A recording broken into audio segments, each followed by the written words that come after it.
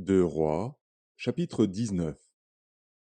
Lorsque le roi Ézéchias eut entendu cela, il déchira ses vêtements, se couvrit d'un sac, et alla dans la maison de l'Éternel.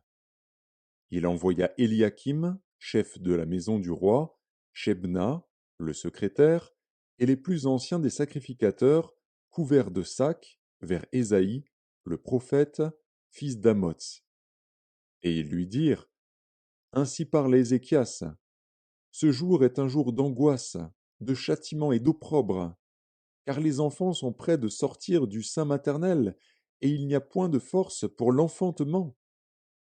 Peut-être l'Éternel, ton Dieu, a-t-il entendu toutes les paroles de Rabshaké, que le roi d'Assyrie, son maître, a envoyé pour insulter au Dieu vivant, et peut-être l'Éternel, ton Dieu, exercera-t-il ses châtiments à cause des paroles qu'il a entendues. Fais donc monter une prière pour le reste qui subsiste encore. Les serviteurs du roi Ézéchias allèrent donc auprès d'Ésaïe. Et Ésaïe leur dit, Voici ce que vous direz à votre maître. Ainsi parle l'Éternel.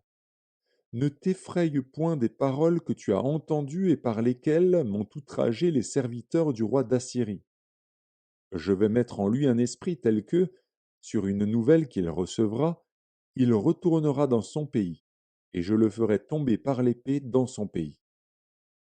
Rabshaké, s'étant retiré, trouva le roi d'Assyrie qui attaquait Libna, car il avait appris son départ de Lachis. Alors le roi d'Assyrie reçut une nouvelle au sujet de Tiraka, roi d'Éthiopie. On lui dit, Voici, il s'est mis en marche pour te faire la guerre. Et le roi d'Assyrie envoya de nouveau des messagers à Ézéchias en disant, Vous parlerez ainsi à Ézéchias, roi de Juda, que ton Dieu, auquel tu te confies, ne t'abuse point en disant, Jérusalem ne sera pas livrée entre les mains du roi d'Assyrie. Voici, tu as appris ce qu'ont fait les rois d'Assyrie à tous les pays et comment ils les ont détruits. Et toi, tu serais délivré. Les dieux des nations que mes pères ont détruites les ont-ils délivrés? Gozan, Charan, Retsef et les fils d'Éden qui sont à Télassar? Où sont le roi de Hamath, le roi d'Arpad et le roi de la ville de Sepharvaïm, d'Ena et d'Ivva? Ézéchias prit la lettre de la main des messagers et la lut.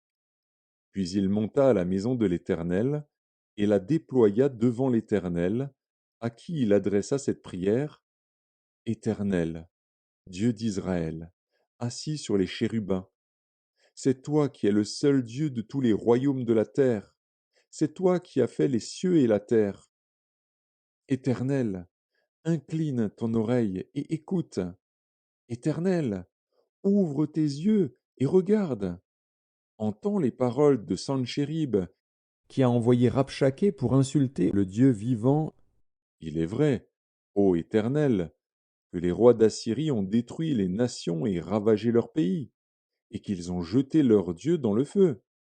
Mais ce n'étaient point des dieux, c'étaient des ouvrages de main d'hommes, du bois et de la pierre, et ils les ont anéantis.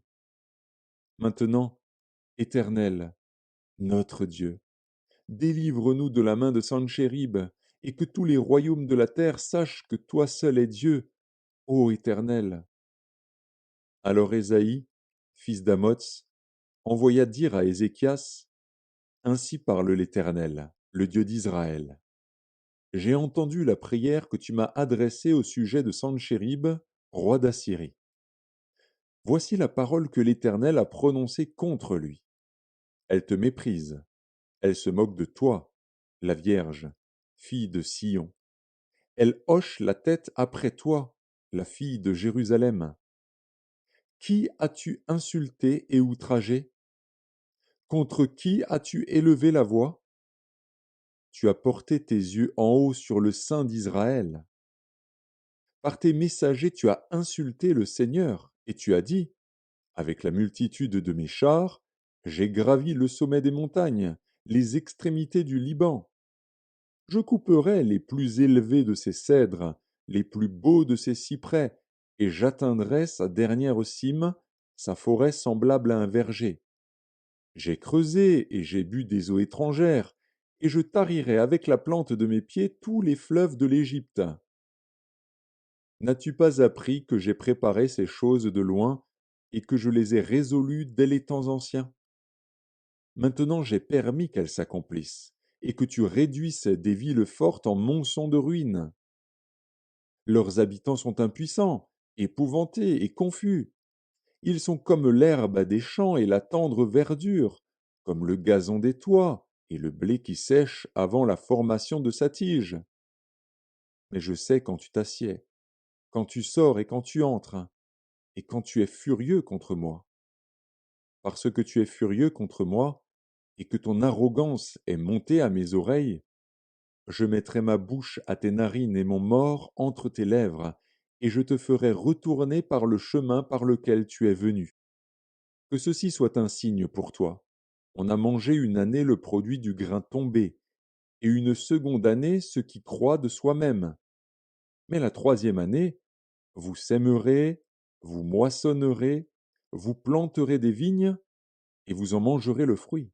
Ce qui aura été sauvé de la maison de Juda, ce qui sera resté poussera encore des racines par-dessous, et portera du fruit par-dessus. Car de Jérusalem il sortira un reste, et de la montagne de Sion des réchappés.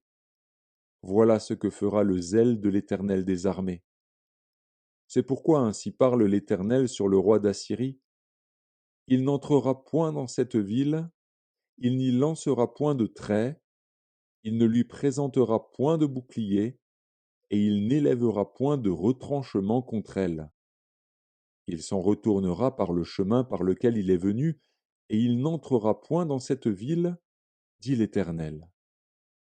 Je protégerai cette ville pour la sauver, à cause de moi et à cause de David, mon serviteur. Cette nuit-là, l'ange de l'Éternel sortit et frappa dans le camp des Assyriens 185 000 hommes.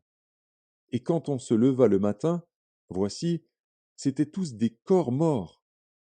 Alors Sanchérib, roi d'Assyrie, leva son camp, partit et s'en retourna, et il resta à Ninive.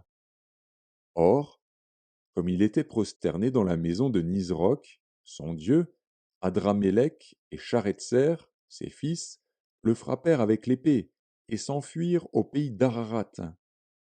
Et Esarhaddon, son fils, régna à sa place.